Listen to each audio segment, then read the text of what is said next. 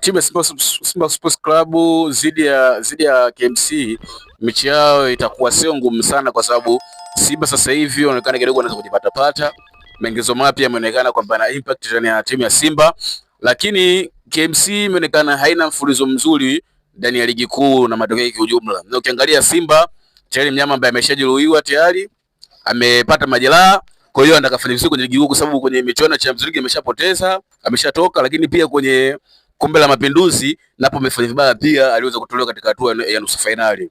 Kwa hiyo imani ni kwamba Simba kuna uwezekano mkubwa sana akapata matokeo ya magoli mengi, kwa sababu tunaona maingizo mapya haya yamekuja na kukliki kwa haraka ndani ya Simba, yameweza kutengeneza combination nzuri kwa haraka ndani ya Simba. Tukiangalia combination ambayo ipo baina ya Chama, Loemba pamoja na Setule imeonekana very superb. Kwa hiyo kuna uwezekano mkubwa sana KMC mechi hiyo wakutaka kufa goli nyingi, kwa sababu KMC wameonekana pia hawako vizuri kwenye kuzuia, kwa sababu mpaka dakika hii wameruhusu magoli mengi, lakini wao kwenye kufunga wamefunga magoli machache. Kwa hiyo hii mechi kuna uwezekano sana kufunga magoli mengi kwa bila KMC kupata goli, kutokana na trending ya KMC ya kuweza kufanya vibaya, kwa sababu mpaka leo hii timu ambayo imecheza michezo mingi, karibu michezo 10 na ngapi, 14, lakini bado iko mtiani.